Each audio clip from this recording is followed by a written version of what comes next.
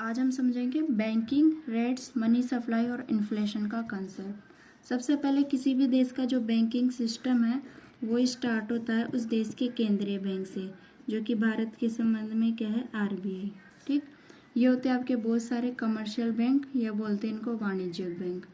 अब आपकी banking system कैसे काम करता है, आरबीआई इन वाणिज्यिक बैंकों को पैसा देता है और ये जो बैंक्स है इस देश के लोगों को पैसा देता है, इस देश के लोगों को पैसा देता है। ठीक, जब आरबीआई इन बैंकों को पैसा देता है और जिस रेट पे पैसा देता है वो रेट होती है आपकी रेपो रेट। ठीक, रेपो रेट काम कैसे करती है कि मान लो आरबीआई ने दिए 100 रुपये इस बैंक को और आपकी रेपो रेट चल रही है 10%। ठीक, 100 का 10% हो गया 10, तो इस बैंक को बाद में कितने देने पड़ेंगे, आरबीआई को 110। तो इस प्रकार आरबीआई की जो कमाई है वो कितनी हो गई, 10 रुपये।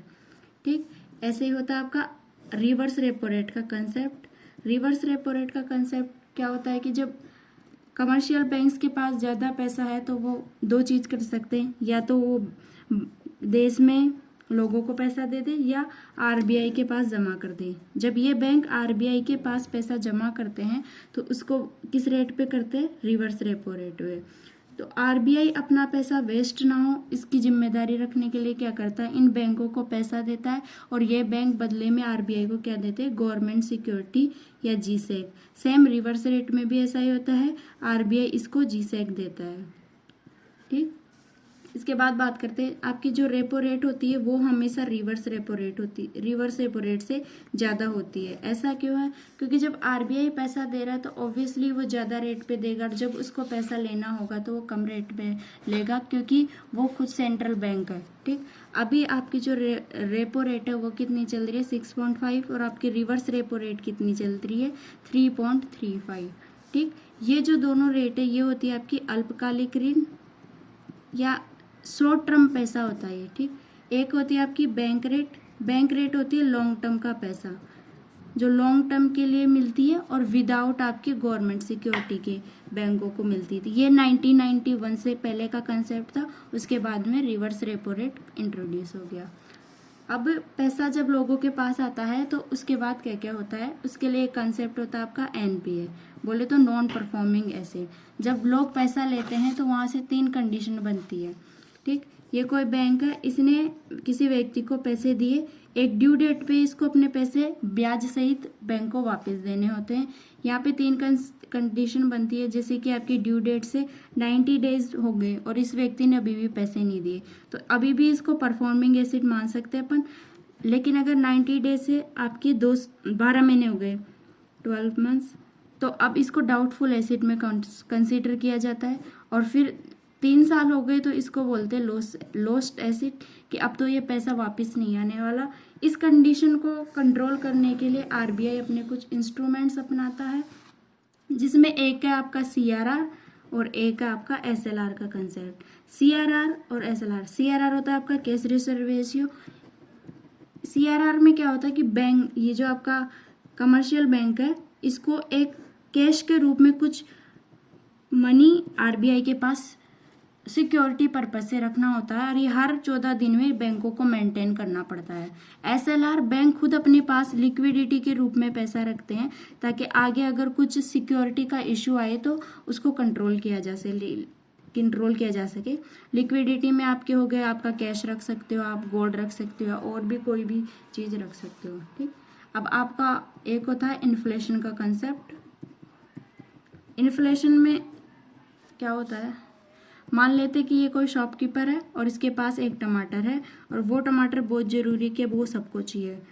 अब 2 व्यक्ति इस शॉपकीपर के पास आए, एक के पास थे 10 रुपये, एक के पास थे 20 रुपये और एक तीसरा व्यक्ति था उसके पास थे 30 रुपये। टमाटर तीनों को चाहिए, इसने बोला कि मैं 10 रुपये दूंगा और इसने बोला 20 और इसने बोला 30। तो ऑब्वियस सी बात है कि ये जो दुकानदार है ये अपना टमाटर किसको देगा, 30 रुपये वाले को देगा। तो जिस टमाटर की कीमत 10 रुपये थी वो उस टमाटर की कीमत अब कितनी हो गई, 30 रुपये, क्योंकि रुपए की परचेजिंग पावर बढ़ गई।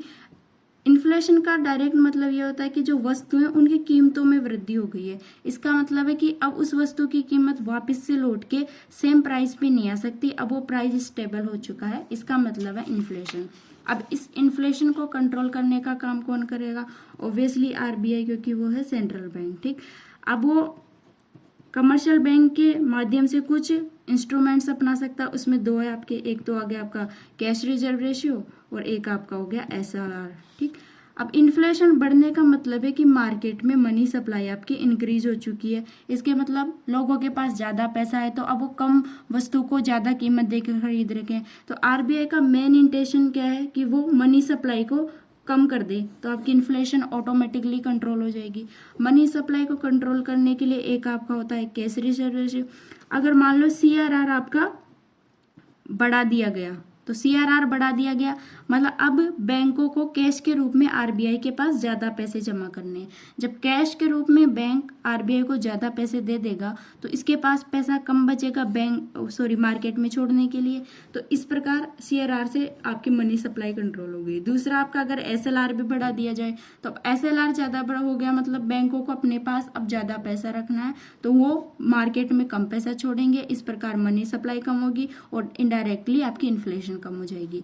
ये तो होता है आपके कमर्शियल बैंक के माध्यम से। आरबीआई खुद डायरेक्टली भी इंटरवीन कर सकता है।